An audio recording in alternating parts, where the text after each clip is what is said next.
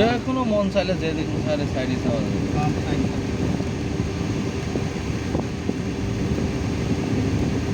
তাদের কোনো বাধা নেই। ওই মোটর সাইকেল আসলে খালি একটু সাইডে দিতে হবে। ফেরি এখন ফেরি পার হয় না, যা ইয়ে পার হয়। ও তো আনতে গিয়েছে। ও ফেরি আছে, ইয়ে ফেরি আছে মনে হয়, ওই যে লোকাল মনে হয় ফেরি আছে, নৌকা আছে, নৌকা ঘাট তো আছে। ওই সব জায়গায় গেলে নৌকায় ওঠা যায়, কিন্তু ওই সব জায়গায় যে আপনার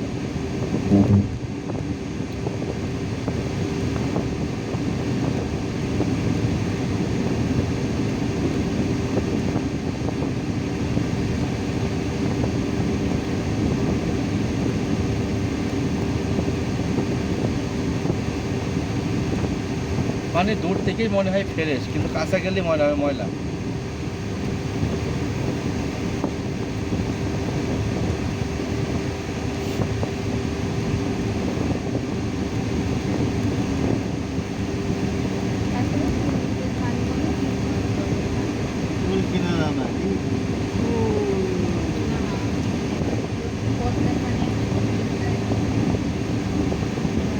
এই লং রোডে এইভাবে বসে, লং রোডে দুই পা দিয়ে বসতে হয়, কারণ শীত কেলি পড়লে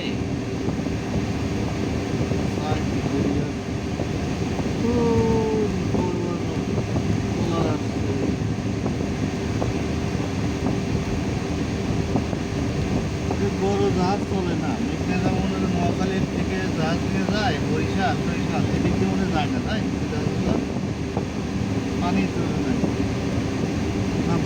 পানি মাঝখান দিয়ে যাবে। মাঝখানে যাবে কিন্তু যায় না মনে হয়। কোন দিক দিয়ে যায়? আপনার বরিশালের রুটে দিতে না, বরিশালের জাহাজ দিতে যায় না, দিতে বড় বড় মেঘনা দেওয়া যায়। তা আগে তো মানুষ বরিশালের মানুষজন তো সব এদিক দিয়ে ঘাট ফেরি পার হইতো। লঞ্চের কথা করছেন?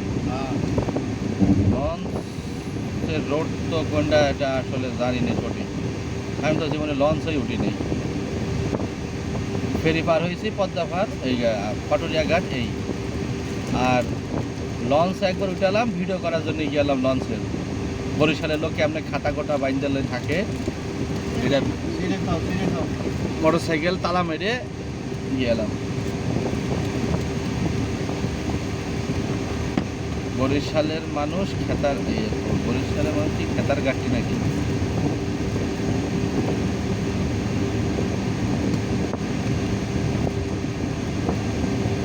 আপনার পদ্মা সেতু কিন্তু চলে যাচ্ছে।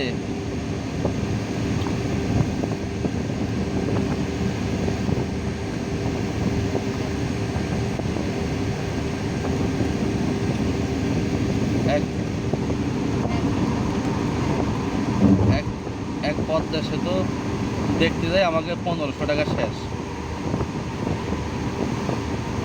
ওই দেখেন স্পিড বোট যাচ্ছে নিচ দিয়ে।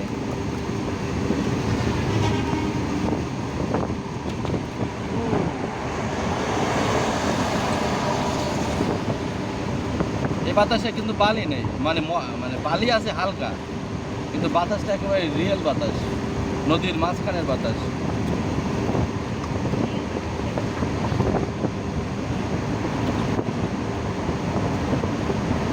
ধুলাবালিগুলো সুস্থ আর কি, নদীর বাতাস তো, নদীর তো আর বালি টালি ওড়ে না। না, ওই গাড়ির টায়ারের বালি, গাড়ির টায়ারের বালি